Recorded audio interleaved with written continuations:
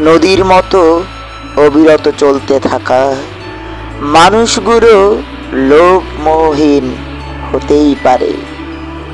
মানুষগুলো লোভমোহহীন হতে পারলে বিশ্বব্যাপী পরিবেশ হবে সুন্দর আর মুগ্ধময়।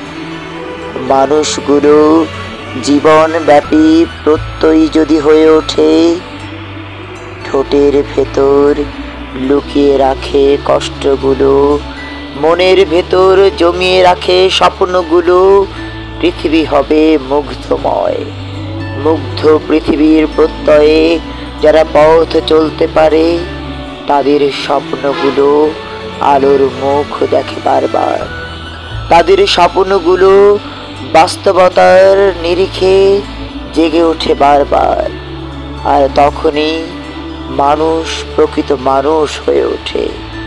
মানুষ যখন মানুষ হয়ে ওঠে, তখন খুন থাকে না, ধর্ষণ থাকে না, নৈরাজ্য থাকে না, দ্রব্যমূল্য বৃদ্ধির সিন্ডিকেট থাকে না, গ্যাস, বিদ্যুৎ, পানি থেকে ভর্তুকি তুলে নেওয়ার কোনো রকম চিন্তা থাকে না। থাকে না মানুষকে কষ্ট দেবার অবিরাম প্রচেষ্টা। থাকে না ভোট ও ভাতের অধিকার কেড়ে নেবার প্রচেষ্টা।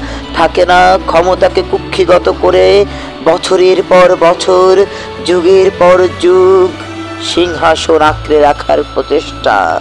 অপচেষ্টাও থাকে না হয়তো ক্ষমতাকে কুক্ষিগত করবার। আর তাই ঘুরে দাঁড়াবার জন্য নতুন প্রজন্মের প্রতিটি প্রতিনিধি আজ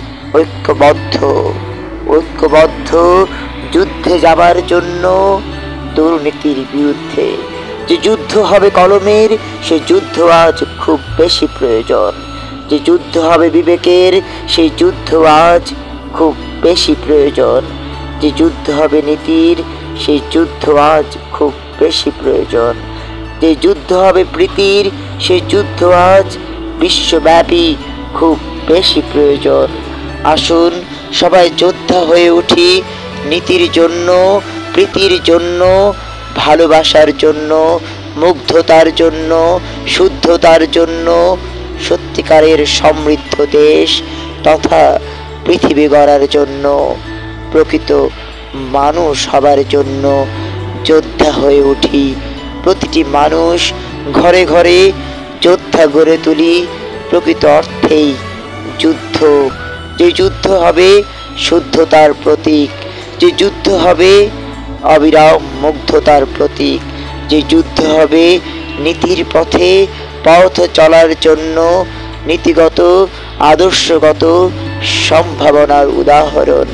সেই যুদ্ধের জন্য যোদ্ধা হবার এখনই সময়। আসুন পারতে আগুন জ্বলুক বা না জ্বলুক, হৃদয়ে জেলে দেই নীতির আগুন। হৃদয়ে জেলে দেই সত্যিকার অর্থেই দেশের মানুষের প্রতি ভালোবাসার বিশ্বাস।